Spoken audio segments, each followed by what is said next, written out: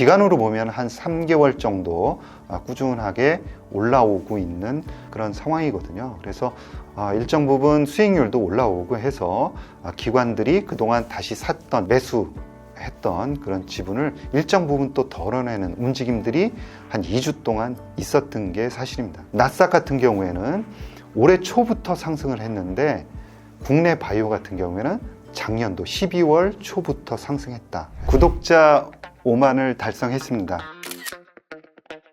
처음에 유튜브를 시작할 때 여러분들이 바이오를 배우실 때 조금 더 편하게 배우시도록 그렇게 하기 위해서 제가 알고 있는 것을 공유하자 이렇게 생각을 했는데 벌써 3년 반 이상이 지나고 구독자분들도 5만이 생겼습니다. 처음에는 정말 3천 구독자분이 생겼을 때 너무 기분이 좋았거든요. 그런데 5만 되니까 약간 책임감도 많이 느끼고 그렇습니다. 2030년 되면 국내 바이오는 훨씬 더 큰 규모로 성장할 겁니다. 그래서 특히 올해를 시작으로 해서 내년, 내후년 가면서 국내 바이오는 엄청나게 커질 것이고요.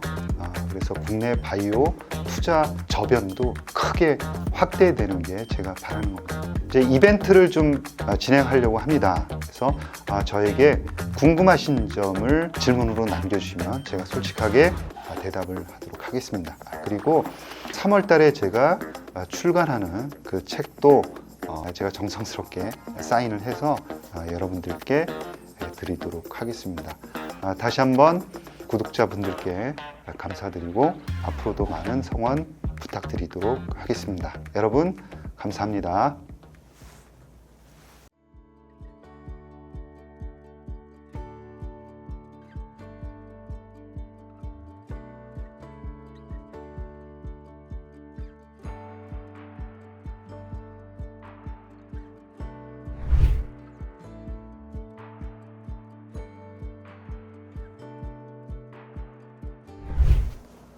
안녕하십니까. 바이오 투자학교의 이혜진입니다. 미국 소비 관련 지표들이 부진한 것으로 발표되면서 금리도 일정 수준 하락했습니다. 따라서 시장도 좀 조정을 받는 모습이 나타나고 있는데요.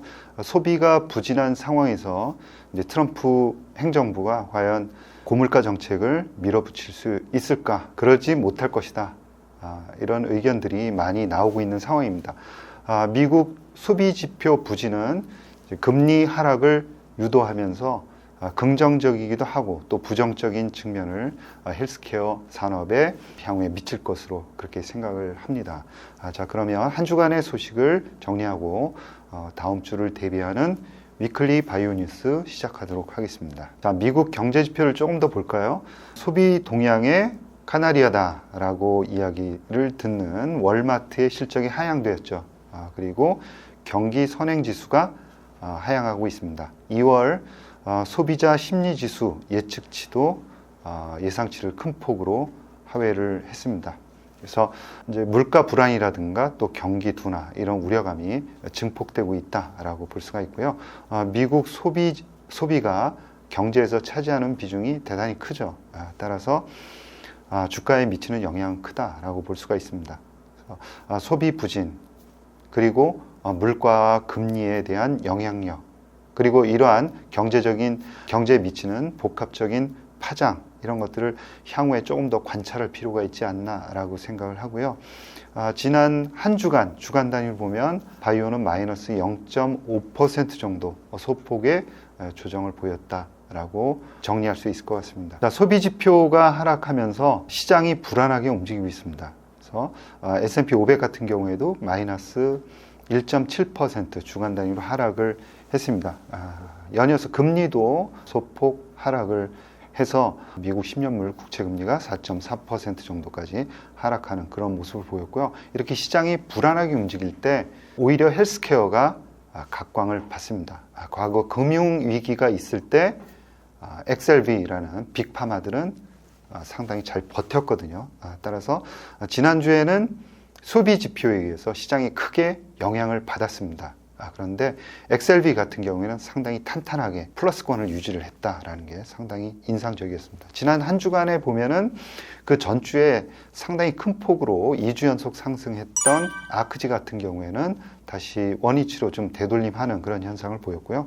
XBI 같은 경우에도 마이너스 1.7% 시장하고 비슷하게 움직였습니다. 그런데 XLB 같은 경우에는 1%대 강한 상승 흐름이 나타났다. 즉 시장이 위기가 올 때 대규모 빅파마에 대한 수요는 늘어난다라는 게 지난주에도 좀 증명이 된 것 같습니다. 국내 시장은 지난주에 코스피는 2.4% 상승을 하고요. 코스닥 제약 지수도 1.2% 상승을 했습니다. 그렇지만 액티브 ETF들, 바이오, 헬스케어 액티브 ETF들은 일정 부분 조정이 나타났습니다. 코악트 같은 경우에도 마이너스 0.4%, 그다음에 타임폴리오 같은 경우에도 1% 정도의 조정이 나타났습니다. 1, 2월 달에 바이오는 유난히 좀 강세를 보였었죠. 그래서 지난 2주간 바이오는 일정 부분 좀 조정세가 나타났다 이렇게 볼 수 있고요. 그동안 부진했던 삼성전자를 위시해서 반등폭이 컸다라고 볼 수가 있습니다. 그러다 보니까 상대적으로 한 2주간은 상승률에서 바이오가 여리한 모습을 나타내지 않았나 그렇게 생각을 하고요. 향후 바이오 종목별로 임상 발표가 예정이 되어 있습니다. 따라서 다시 반등세가 나타나지 않을까 그렇게 생각을 하고 있고요. 바이오 같은 경우에는 작년 12월 초부터 일정 부분 상승해서 왔습니다. 그러다 보니까 한 3개월 가량 3월 중순 정도 되면은 약 3개월 정도 상승 흐름이 나타난다라고 볼 수가 있거든요. 따라서 기관들이 일정 부분 한 2주간 수급을 좀 덜어낸 그런 측면들이 있습니다. 그래서 어느 정도는 수급이 가벼워졌다 이렇게 볼 수가 있습니다. 그래서 다시 기관들이 들어올 여력이 생겼다라고도 정리해 볼 수 있을 것 같습니다. 자, 2025년도 초반 글로벌 바이오, 그 다음에 국내 바이오가 어떤 흐름을 나타내고 있는지 좀 정리를 할 필요가 있을 것 같습니다. 연초에 보면은 YTD로 아크지, 그러니까 유전자 편집 치료제, 세포 치료제, 그 다음에 AI 진단이라든가 또 신약 개발 이런 첨단 분야의 주식들이 많이 들어가 있는 아크지 같은 경우에는 올해 들어서 YTD로 21% 정도 상승하는 좋은 흐름이 나타났습니다. 그 원인은 뭘까요? 트럼프 2기 행정부에서 AI 바이오라든가 CGT, 유전자 세포 치료제가 수혜를 받을 것이다. 백신은 죽는 대신 CGT가 수혜를 받을 것이다. 이런 기대감들이 있는 게 사실입니다. 그 다음에 두 번째는 첨단 치료제들이 거의 한 5년 정도 계속 횡보세를 나타냈습니다. 그동안 굉장히 큰 폭으로 하락을 했죠. 그 상황에서 거의 3년 이상 횡보세를 보이고 있습니다. 그러나 3년이라는 기간 안에 아무것도 진전이 없었냐? 그러면 그게 아니죠. 엄청난 진전이 있고 신약도 만들어졌습니다. 그럼에도 불구하고 주가는 제자리에 움직임이 왔다. 따라서 어떤 계기만 있다 그러면 상승은 굉장히 탄력적으로 움직일 수 있다라는 것을 이번에 이제 보여주었다라고 생각을 합니다. 여기에 불을 붙인 게 캐시우드입니다. 그래서 캐시우드가 운영하고 있는 아크 시리즈에서 특히 아크G에서 이 유전자 편집 치료제 또 AI 바이오 관련한 주식들을 대거 매수를 했습니다. 그에 대해서는 뒤에 좀 자세하게 말씀드릴까 하는데요. 그래서 아크지는 그러한 한 세 가지 정도 요인에 의해서 상당히 큰 반등폭을 보였다라고 볼 수가 있고요. 두 번째는 대형주입니다. 그러니까 빅파마들로 이루어진 XLB도 YTD로 보면은 9%의 아주 좋은 성과를 보이고 있습니다. 그래서 어저께 24일도 올랐기 때문에 약 10% 정도의 상승률을 보이고 있네요.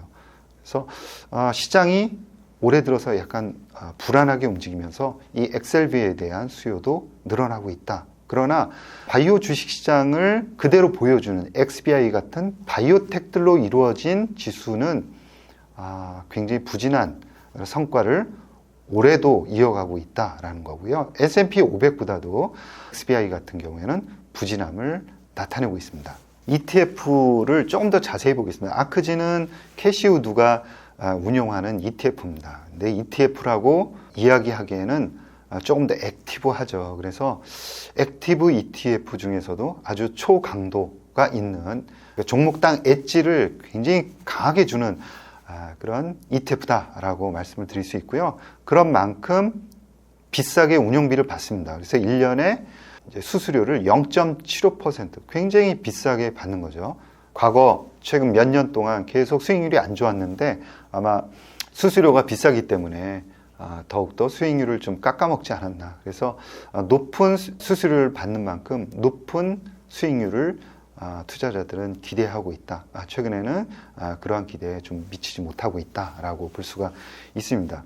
AUM을 보면은 지금 14억 달러 정도로 아직까지도 굉장히 큰 규모를 유지하고 있고 투자자들은 캐시우드에 대한 그런 기대감을 완전히 저버리진 않았다라고 볼 수가 있을 것 같습니다. 탑 홀딩스 지금 가지고 있는 종목의 탑 랭킹이 이제 나열되어 있습니다. 여러분들 보시면은 과거에는 거의 캐시우드, 아크지 그럼 무슨 종목이었습니까? 텔라독이었습니다. 그래서 텔라독의 비중이 엄청나게 높았었죠. 그런데 일단 항복을 했습니다. 다 던져버렸고요. 백기를 든 거죠. 그리고 나서 그 다음 타자로 선택을 한 게 RX 리커전입니다. 그래서 리커전 AI 신약 개발 회사입니다. 이번에 임상 2상 결과를 발표했는데 아주 인상적이지는 않았다라고 평가를 합니다. 그럼에도 불구하고 주가가 상당히 무서운 기세로 올라왔었죠. 뒷면을 보면은 캐시우드가 있었다라고 볼 수가 있는 거죠. 계속 가기는 쉽지 않다. 어느 정도는 조정이 단기적으로 일어날 수밖에 없다라고 볼 수가 있고요.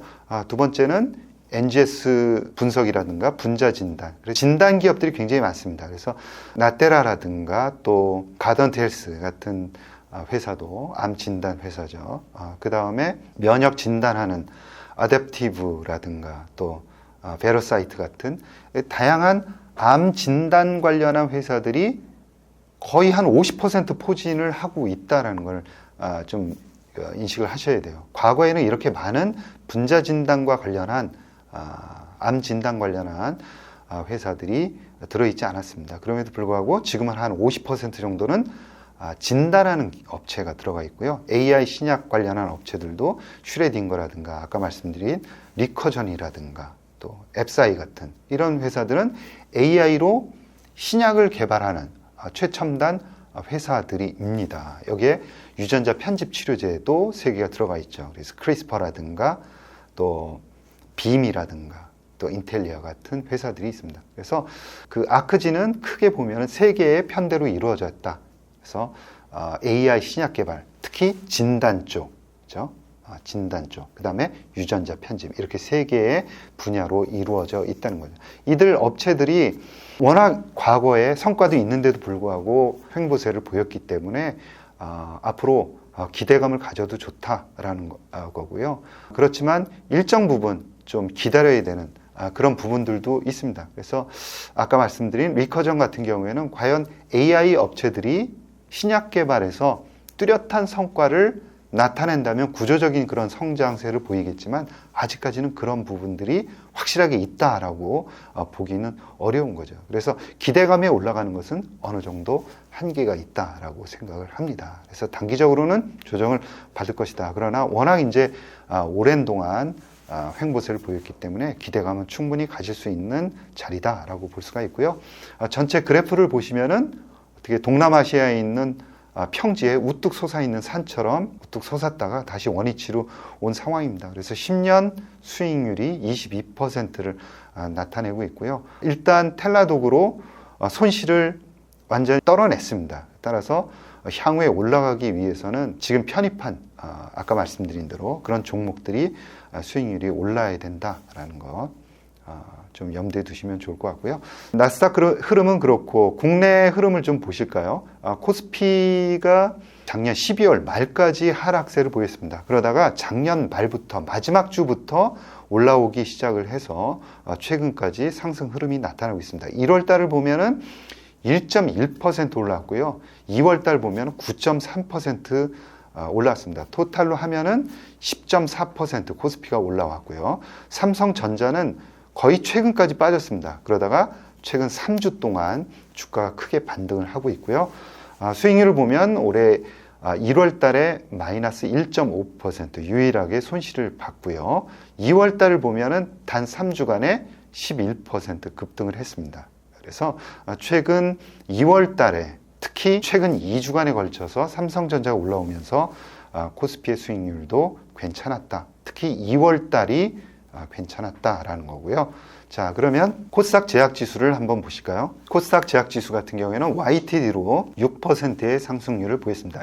1월 달에는 2.4%, 그리고 2월 달에는 3.6%, 그런 수익률을 보이고 있습니다. 그러면 올해 들어서 수익률이 좀 낮은 거 아니냐, 이렇게 말씀하실 수도 있는데요. 코스닥 제약지수는 작년도 12월 초부터 오르기 시작했습니다. 그래서 전체적으로 본다 그러면 최근 올라오는 기간 동안 상승폭이 훨씬 더 컸다라는 거고요. 지금 현재 시점에 주가가 작년도 10월 달부터 주가가 떨어지기 시작했는데요. 그 지점까지 거의 회복을 했다라는 겁니다. 그래서 미리 올라와 있는 상황에서 기다리고 있는 상황이고요. 코스피나 아니면 삼성전자 같은 경우에는 작년도 고점을 훨씬 못 미치는 수준에 지금 있다라고 볼 수가 있습니다. 따라서 최근 2주간의 조정, 특히 코악트 바이오 같은 액티브 ETF들이 최근 2주간에 삼성전자가 급등하는 상황에서 일부 조정을 보였습니다. 그래서 코악트 바이오 헬스케어 액티브 ETF 같은 경우에는 YTD 수익률을 보면 1월 달에 5.6%, 그리고 2월 달에 3%입니다. 그래서 여전히 꾸준하게 오르고 있고요. 마찬가지로 작년도 12월 초부터 오르기 시작했다라는 것을 감안한다 그러면은 상승폭은, 흐름은 훨씬 더 코스피나 삼성전자 대비해서 좋다, 이렇게 말씀드릴 수 있을 것 같습니다. 그래서 기간으로 보면 한 3개월 정도 꾸준하게 올라오고 있는 그런 상황이거든요. 그래서 일정 부분 수익률도 올라오고 해서 기관들이 그동안 다시 샀던, 매수했던 그런 지분을 일정 부분 또 덜어내는 움직임들이 한 2주 동안 있었던 게 사실입니다. 그래서 덜어낸 만큼 향후에는 재매수할 여력도 다시 생기지 않았나, 이렇게 생각하고요. 다시 한번 강조를 드리지만 올해부터는 기관들의 자금이 계속해서 유입될 것이다, 이렇게 말씀을 드립니다. 왜 그러냐면 2026년, 2027년도로 가면서 국내 바이오에 대한 그런 기반이 더욱더 탄탄해지고 중요한 임상 결정, 그리고 발표들이 많습니다. 신약 뿐만이 아니라 기술 수출도 꾸준하게 앞으로 이루어질 것으로 예상이 되기 때문에 아마 기관들이 비중을 꾸준히 늘려오는 그런 흐름이 올해 나타나지 않을까, 그렇게 생각을 합니다. 자, 마지막으로 XLB의 주가 흐름을 보실까요? XLB 보면은 2022년도부터 살펴보시죠. 그러면 꾸준하게 주가가 하락을 합니다. 그러다가 11월부터 상승을 하기 시작해서 3월까지 상승을 합니다. 이후까지도 좀 상승을 하는데요. 그러면은 내림폭도 크지만 올라갈 때는 한 4개월 정도 연속해서 이제 올라가는 흐름을 보였습니다. 2023년을 한번 보실까요? 그러면 9월까지 상승하다가 12월까지 3개월 상승하고 다시 3월까지 3개월 하락하는 그런 흐름을 보이고 있습니다. 그래서 연도별로 약간씩 좀 차이가 납니다. 작년 같은 경우에는 9월까지 높게 상승을 했죠. 그러다가 12월까지 XLB는 하락하는 흐름을 보였습니다. 그러니까 이것만 보더라도 국내 바이오 주식이 나스닥 대비해서 선행한다는 걸 볼 수가 있었죠. 제가 작년도에 강조를 드리는 거는 2024년부터 약간씩 나스닥을 앞서가는, 선행하는 그런 흐름들을 보입니다. 그래서 나스닥 같은 경우에는 올해 초부터 상승을 했는데 국내 바이오 같은 경우에는 작년도 12월 초부터 상승했다. 그래서 국내 바이오가 조금 더 선행하는 그런 모습을 보인다라는 거고요. 한 2달 정도밖에는 아직 상승 흐름이 나타나고 있지 않습니다. 그래서 기간적으로 보더라도 상승한 기간이 조금 짧다. 그래서 조금 더 상승할 여력은 충분히 남아있지 않을, 기본적으로 그렇게 생각을 합니다. 한국 바이오 기업 같은 경우는 최근 또 다양한 변동성이 작동을 하면서 하루 만에 주가가 크게 왔다 갔다 하는 경우가 많이 보이는데요. 투자자분들 입장에서는 무슨 일이 일어나고 있는지 정확하게 알 수가 없다 보니 좀 불안하신 상황도 있을 것 같습니다. 이런 경우에 좀 대표님 입장에서 주실 수 있는 조언이 있을까요? 바이오 주식들은 항상 변동성이 변동성에 취약할 수밖에 없다라고 생각을 하고요. 특히나 신약을 갖고 있지 않은 기업들은 더욱더 그럴 수밖에 없다라는 아주 기본적인 속성 자체를 이해하시는 게 중요하지 않을까 그렇게 생각을 하고요. 기본적인 선정 요건을 잘 갖춘 기업들로 내가 그 바이오 주식을 선택을 해서 지금 포트폴리오를 잘 갖추고 있다 그러면은 기본적으로는 크게 우려할 바는 아니다라고 생각을 하고요. 특정한 종목이 크게 하락한다 그러면은 한번 뉴스 검색을 해보십시오. 그래서 이렇다 할 뉴스가 나오지 않았다 그러면은 여러분들 그냥 무시하셔도 됩니다. 오히려 그런 변동성을 잘 활용하시는 것도 주식 투자를 잘 할 수 있는 그런 방법 중에 하나지 않을까 그렇게 생각합니다. 일라이릴리에게 기술 수출한 올릭스가 최근 인터뷰를 통해서 추가 기술 이전을 논의 중이라고 언급을 해서 좀 주가가 크게 변동하는 모습을 보였는데요. 여기에 대해서는 투자자분들이 어떻게 해석을 해야 할까요? 지금 계약을 체결하기 위한 논의를 하고 있다. 이런 것들은 다른 회사들도 다 이야기를 하고 있는 부분이기 때문에 충분히 이야기는 할 수 있다라고 생각을 합니다. 이제 기간의 문제겠죠. 예를 들어서 그 시점이 언제냐라는 겁니다. 그래서 작년 같은 경우에는 굉장히 늘어졌잖아요. 작년도 언제부터입니까? 거의 뭐 초반, 중반부터 기술 수출 이야기가 나왔지만 상당히 길게 지속됐습니다. 그래서 가급적이면 적어도 한 3개월 정도 그 정도에 임박했다라고 이야기하면 그 정도 스탠스를 가지고 회사에서 커뮤니케이션 하는 게 투자자들이나 이렇게 좋지 않을까 그렇게 생각을 하고요. 너무 길게 이제 예정되어 있는데 그런 얘기가 나온다 그러면 아마 굉장히 주가도 출렁이지 않을까. 또 기대감에 올라갔다 기대감에 다시 이제 또 떨어지고 그런 현상이 벌어지지 않을까 그런 생각이 듭니다. 가급적이면은 이제 회사에서 발표하는 그런 날짜와 또 기술 수출하는 그런 기간이 너무 길게 가지는 않도록 그런 거 회사에서 조정을 해야겠죠. 이번 시간에는 2025년도 초에 글로벌 바이오 그리고 국내 바이오의 주가 흐름에 대해서 알아봤습니다. 여러분 감사합니다.